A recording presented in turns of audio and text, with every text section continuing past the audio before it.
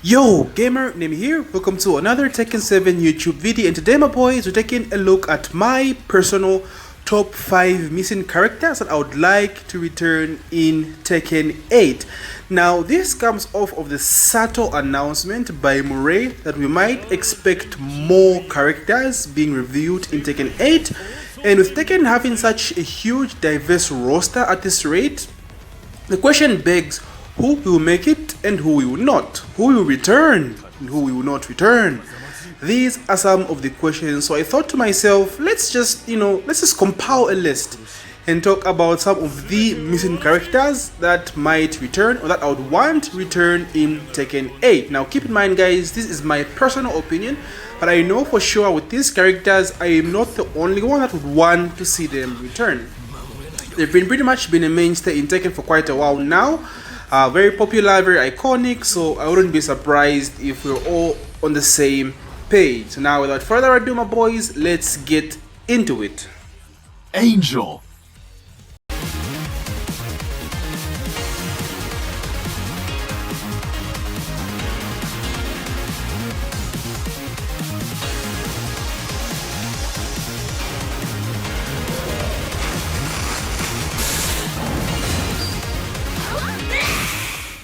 Okay, so starting off our list, we have Angel. Angel was first introduced in Tekken 2 as a Devil palette swap, and she made her return in Tekken Tag Tournament 1 as a palette swap there as well. It was only until Tekken Tag Tournament 2 did she return as her own uniquely designed character. Although she did share some moves and similarities to Devil Jin, it was in Tekken Tag Tournament 2 that she really appeared as her own separate character away from being the usual Devil palette swap. Now, Angel might be a controversial pick for me over, the characters that want to make this list. But listen, I feel as though it's time we gave Angel a canonic return to the game. She was in Tekken 2, but she was not really canon. She was just nothing but a palette swap. So for you guys that don't know what a palette swap is, it's basically just like Christy and Eddie, right? Just the same character or different characters with the exact same move list. So she did return as a palette swap in Tag 1 as well, just like Tekken 2. So now, the reason why I would want Angel back in Tekken 8 is firstly for the fact that I feel as though she would make the perfect scapegoat for June as to where she's been all this time. I'd want these two characters to be attached. Maybe make her Angel, or have some kind of attachment to Angel. And I've spoken about this before. The Sirius, which is Claudio's gang, are an exorcist clan, right? They do, exorcists, getting rid of demons and that sort of thing. And they would work off of that. They would maybe make Angel like the leader of the Sirius, right? Maybe make her a deity that they worshipped. June was involved as well. Just some kind of connection to June.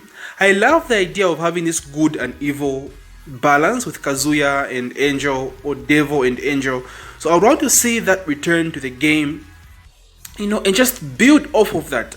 Now, I know like character development is not Namco's strong points by far when it comes to Tekken, but I feel as though Angel might just make the cut. Like, just, bro, work on this character. Now, she isn't really that popular to play. She was, I believe, the 42nd most used character in Tekken Tag Tournament 2 out of 58 characters. Not bad, but not great. She was such a bad character. She was so bad in Tag 2, and I feel as though that's one of the reasons why she was not picked as much. But one would make the argument that even Devil Jin, despite being a strong character, is not that popular in like Tekken 7, so she might not be popular in Tekken 8, but either way, I would still love to see her return and worked off of. So that's why Angel makes my list at number 5. JC.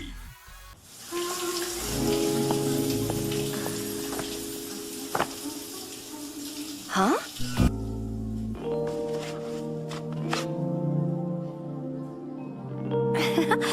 Just a peek wouldn't hurt. Okay, and for my number 4, and I know for sure that half of you guys will agree with me We need JC back in this goddamn game. Like, JC was so popular in Tag 2 that she just has to make a return. Like, JC was the 19th most used character in Tekken Tag Tournament 2, which is actually insane. Like I said, Tag 2 had 58 characters, so being 19th is huge. Really, really huge. Now, JC only appeared in Tag 2. That's the only Tekken she's ever been in. And I would love to see her make a canonic debut as well. You can never go wrong with a luchador character. You can never go wrong with a wrestler character. Wrestling is very, very popular. And we can see this from Murder King and Armor King. They are everywhere in ranked, everywhere in competitive, you know. So bringing JC back as a luchador would be amazing. Now, I wouldn't want JC back as Julia. I would actually just want the original JC as a character. So for you guys that don't know, in Tekken Tag Tournament 2, Julia is actually JC. I believe the original JC character was injured, if I'm not mistaken. She was injured, so Julia like takes up her role, dons the masks, and takes up the mantle of the JC. So now, JC as a separate character is just, oh man, this is gold. Like, Namco, you're sitting on gold right there. JC was insanely popular in Tag 2, right? So, run out of ideas, just bring back JC. She had amazing combos. Her wall carry was amazing. She had cool wrestling moves, especially with like customization items as well. She would work very well with the hit system, in my opinion. I feel as though she's that character that would just fit right in. And for story-wise as well, I don't know what they would do for her story, honestly. But since she's in the wrestling universe, she might as well just get attached to King, Armor King, and Murdoch, maybe. That might not be good for the overall storyline of these three characters, because I'm not gonna lie, bro. Like, King, AK, and Armor King storyline is one of the best stories in Tekken right now. So maybe introducing JC into the mix might not be that good of an idea. But, you know, but she needs a rival, you know, that kind of thing. Or maybe just give her something different, but something unique, but still attached to the wrestling universe. Maybe being, you know, a luchador in a male-dominated industry. Boring? I don't know. But anyway, I would love to see JC back, and I know for a fact that a lot of you guys agree with me, and this is why JC makes my list at number 4. Ogre.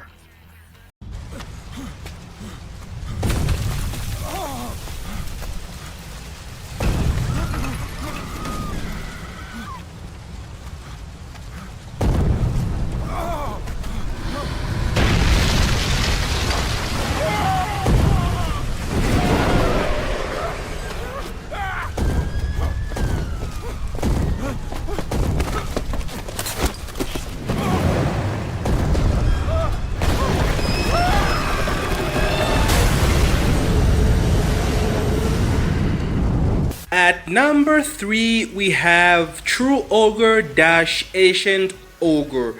Now, I feel as though the reintroduction of the Ogres would be perfect in Tekken 8, seeing the return of June. Now, like I said with Angel, I'd love to see Angel attached to June, and that's the same way I feel about the Ogres. Ogres have a strong attachment with June, especially coming off of the Tekken Bloodline anime. So, bringing the Ogres back, in my opinion, for Tekken 8 would be good. Maybe as a side boss, not the big boss, because oh no, this is about the Mishima family and the end of the Mishima storyline with Jin and Kazuya. So bringing a new big boss would kind of, you know, remove the main focus of the storyline. So just make him maybe a side boss, like, you know, oh shit, Ogre's back, you know, but he doesn't actually, you know, mainstay in the storyline. Maybe he just pops up and, you know, flies away or some shit. But either way, bringing True Ogre back, and Ogre back for June, specifically for June, would be so great in my opinion. And make him return maybe in like Tekken 9 or something, or, you know, extended story DLC with Ogre and True Ogre. I would love to see that. Because from what we saw in the Tekken Bloodline, Ogre isn't actually killed. He actually just like goes back, floats back in the sky or something like that. maybe to be reincarnated or some shit. At the end of the day, he is a god, an Aztec god of fighting, so I don't think he actually dies. Now, I feel as though Ogre would be perfect for the hit system. Would be super, super perfect. Kind of think of it like Kazuya. So we have Kazuya in regular form, then Devil Jin in hit system. I would want the same thing for the Ogres, right? Ancient Ogre in normal form, boom, he pops hit and is finally true Ogre, right? Insane range, waning moon, fucking flamethrowers everywhere. I would love to see that. I would love to see that. Now, granted, Ogre hasn't really been popular. I believe he was the 48th most used character in Tag 2, 48 for true Ogre, and I think 41 or 46 for Ancient Ogre. I may be mistaken, but it's around the 40 mark. So not that popular of a character, although true Ogre was very, very popular in competitive play in tournaments. So that's a win either way. That's a win. Now this again might be controversial because I know there are other characters that won't make this list that you guys might be salty about. But guys, we need more boss characters in Tekken. We need more boss characters in Tekken, especially playable boss characters, right? And I feel Tag 2 did this well. We had fucking Jinpachi, we had Ogre. So I feel as though we just need a second big boss character. Tekken 7 granted had Kazumi, but she didn't feel like a boss character. Akuma also didn't feel really like a big bad boss, you know. So I think Ogre, true Ogre, fits this description. So that's why I need Ogre back on the goddamn Tekken roster, and that's why he makes my list at number 3. Raven. Mission complete. Returning to HQ.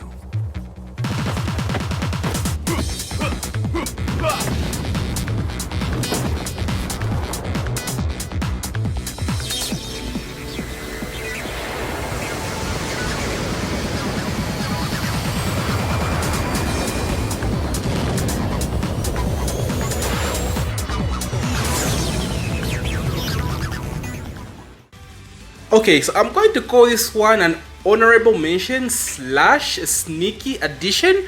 So I'm going to call this my 2.5 addition, and it's gotta be Raven. Like, I couldn't leave out Raven because, come on, it's freaking Blade, the original Blade, and I don't understand why Raven had a gender swap going into Tekken 7. Like, it just does not make sense. Raven was freaking cool, bro. Like, Raven was such a cool ass character. Like, it really hurts me. Like, I'm sorry, Master Raven mains. I know a lot of people are new to Tekken 7, so they didn't really get to play Raven in Tag 2, T5, T6. But trust me, guys, Raven was the cooler Master Raven, or was the cooler Raven, right? Raven was the cooler Raven? Yeah, Raven was the cooler Raven. And man, he deserves to come back. And I feel as though Raven also had more depth as a character than what we've gotten with Master Raven so far. As we all know, the Tekken storyline, the Tekken 7 storyline in terms of characters was pretty shitty, right? And this goes for Master Raven as well. I believe the only description they gave us was, you know, Master Raven fights Dragunov and is disappointed that that's the person that defeated Raven, coming from Tekken 6, I believe. Something about the Mishiba Zaibatsu infiltration, and that was it. Honestly, that's pretty surface level compared to what we've gotten with Raven. What I loved about Raven was the mystery the character came with. We didn't know what this character was, you know, where he's working from, you know, where he's taking orders from, all that stuff.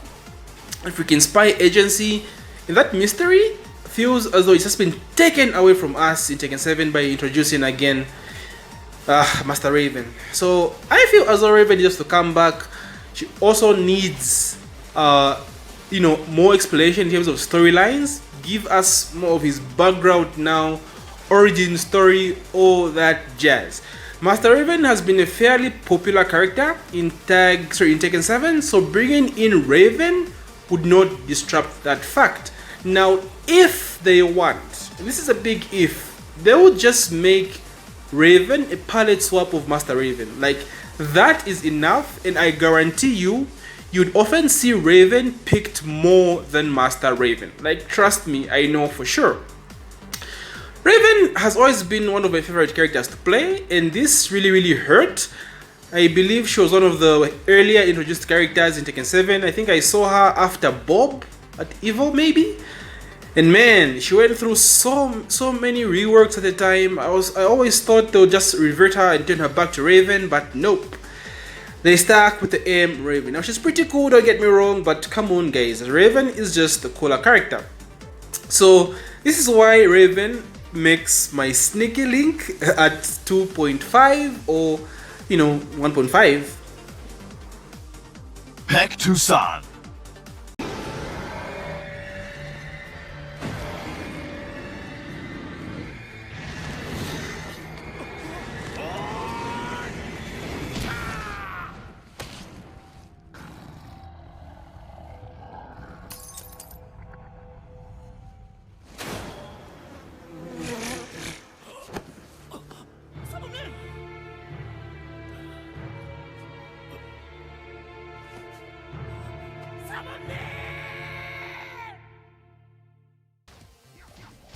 At number 2, we have Master Baek, and man, oh man, Namco, please bring Baek back.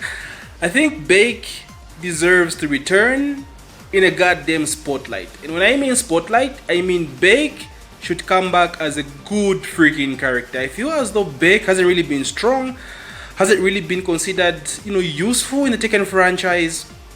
He's just kind of that character that's just on the sidelines, right? Like, oh, there's Baek. There's Hwoarang. Oh jeez, Hwoarang is like Jin's best friend, gay bro, some shit like that. But like Baek has just been that side guy, the master. So I think he should make a return and be given the goddamn spotlight. Now what I loved about Baek is the animation on his kicks. Like his kicks felt so good, bro. Like when you played Baek, you felt that you played Taekwondo. Like the animation on his kicks, sheesh, they were so clean. It might be just a preference thing, like it might be just me, because I know Hwoarang is overall the popular character, but I have always prepared Baek. Everything about Baek has just been a fancy, flashy in a certain sense, right? Like if you look at his Haunting Hawk, very different from Hwoarang's Haunting Hawk, looks cooler. If you look at his down forward 3+4 combo ender, way cooler with the spin. His cancels on his Flamingo 3 cancels. Like the Flamingo cancels down back 3 to hold forward. Like bro, he was just so freaking fancy, bro.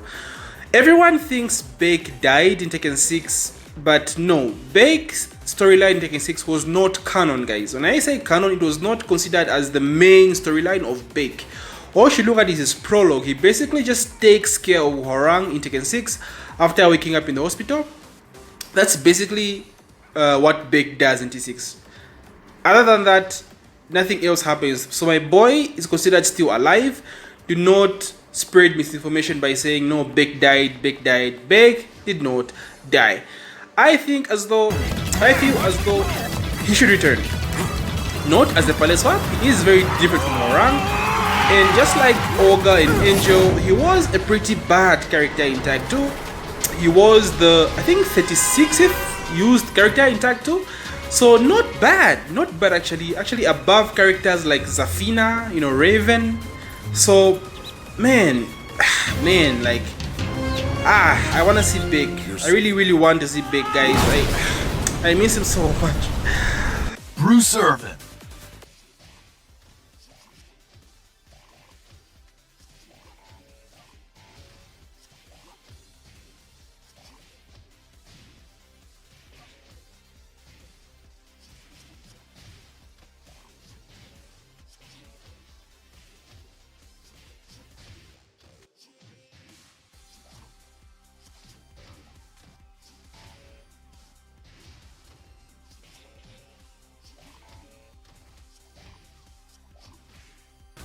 And finally, at number 1, we have Bruce Irvin. Just imagine it, bro. Just imagine it. New challenger. I'm your worst nightmare. Bruce Irvin. Like, just imagine it. It would be so insane. Bruce also was one of the most popular characters in Tag 2. Actually, 25th most used character, which is somewhere in the middle, right? Average, above average. So I don't understand why he was cut out. It was very, very peculiar, considering the fact that Bruce also had a very solid storyline going into Tekken 6. From Tekken 6 to Tekken 7, he was on the front lines of the battlefield fighting for the G Corporation under Kazuya Mishima. The G Corporation. Was it the Mishima battle? Which one is Kazuya's institution? Anyway, either of the two. So, if you guys don't know, Bruce was Kazuya's bodyguard, or has been Kazuya's bodyguard for the longest. So, having him just cut out of the goddamn roster, and even worse, replacing him with Fakumram and Josie that don't even come nearly as close to Bruce. I'm sorry, Fak and Josie mains, but it's not even close. It's not even close. Bruce was just built differently. So, like I said, he had a solid storyline coming from Tekken 2, right? He lost his memory after the plane crash, I think, which was initiated by Kazuya. I don't know why he was trying to be killed, but that's what can be expanded upon. Like, why did Kazuya take down the plane?